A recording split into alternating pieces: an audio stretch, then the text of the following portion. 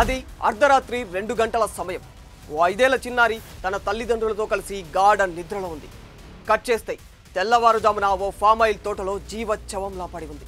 ఎప్పుడూ ఇంట్లో గలగల మాట్లాడుతూ ఉండే అల్లరి పిల్ల ఒక్కసారి అలాగా పడి ఉండడం చూసి ఆ తల్లిదండ్రులు తట్టుకోలేకపోయారు. తీరా దీనిపై ఆరా తీస్తే పక్కింట్లో బాబాయి వరస అయ్యే ఓ మదన కామాంధుడు ఆ పసికందును నిద్రలో ఉండగానే పొలాల్లోకి తీసుకెళ్లి అత్యంత క్రూరంగా అత్యాచారం చేశాడు. ఇది కేవలం ఈ మధ్యకాలంలో తెలుగు రాష్ట్రాల్లో జరిగిన ఓ సంఘటన మాత్రమే. ఇలాంటివి దేశంలో ప్రతిరోజు లెక్కకు మించి జరుగుతూనే ఉన్నాయి. అసలు రేప్ చేయాలన్న ఆలోచన మగవాళ్లకు ఎందుకు వస్తుంది? అత్యాచారాలకు పాల్పడే వారిలో ఆలోచనలు ఎలా ఉంటాయి?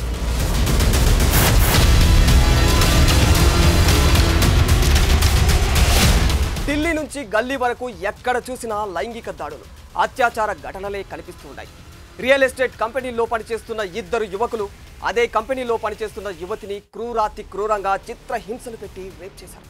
ఈ ఘటన హైదరాబాద్లో జరిగింది. అటు టీవీ చూద్దామని పిలిచి 7 ఏళ్ల బాలికను 17 ఏళ్ల బాలుడు అత్యాచారం చేసిన ఘటన కూడా భాగ్యనగరంలోనే జరిగింది. అటు ఏలూరు జిల్లా స్వామి దయానంద సరస్వతి హాస్టల్లో విద్యార్థులపై అత్యాచారానికి పాల్పడ్డాడు ఓ కీచకుడు. అందులో పనిచేసే వార్డన్ భర్త శశికుమార్ స్టూడెంట్స్ టార్గెట్ చేస్తూ అత్యాచారాలు చేస్తున్నారు.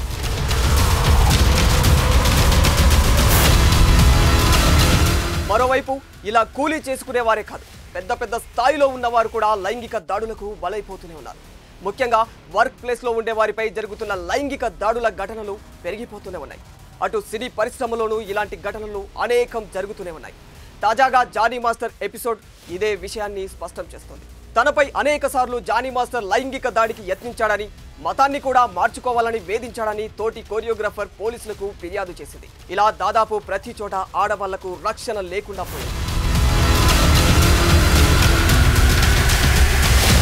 అసలు మగవాళ్ళు అత్యాచారాలు ఎందుకు చేస్తారన్న దానిపై అనేక పరిశోధనలు జరుగుతూనే ఉన్నాయి. చాలా రీసెర్చ్ల్లో తేలిందేంటో తెలుసా? వీళ్ళెవరికి కూడా సమ్మతి అంటే కన్సెంట్ అంటే ఏంటో కూడా తెలియదు. ఒక్క మాటలో చెప్పాలంటే అసలు రేప్కు అర్థమే తెలియదు. వారి దృష్టిలో వారు చేసింది తప్పే కాదు. ఎందుకంటే ఒక అమ్మాయితో శృంగారంలో కలవాలంటే ఆమె సమ్మతి తీసుకోవాల్సిందే. అలా తీసుకోకుండా చేస్తే ఏదైనా కూడా అది రేప్ కిందికే వస్తుంది.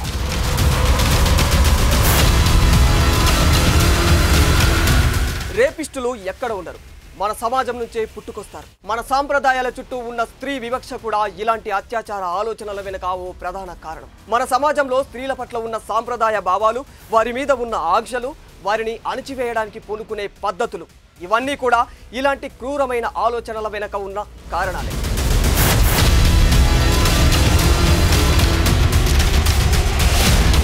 చాలా సందర్భాల్లో మహిళలపై లైంగిక దాడి చేసేవారు బాగా తెలిసిన వారు కావడం, బంధువులు స్నేహితుల్లో ఒకరు కావడం, లేదా వారి పేరు బయట పెట్టలేని పరిస్థితులు ఉండటం లాంటి కారణాల వలన జరుగుతున్న అన్ని లైంగిక దాడులు నమోదు కాకపోవడం మరో దారుణమైన విషయం. ఈ నేరాల్లో ప్రధానమైన విషయం పురుషాధిక్యత.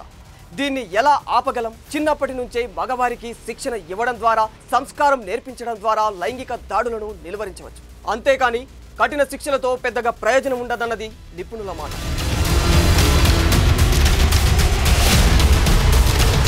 మరిన్ని వీడియోస్ కోసం ఛానల్ ని సబ్స్క్రైబ్ చేసుకోండి. లేటెస్ట్ అప్డేట్స్ కోసం వాట్సాప్ ఛానల్ ని ఫాలో అవ్వండి. అండ్ లింక్ డిస్క్రిప్షన్ లో ఉంది.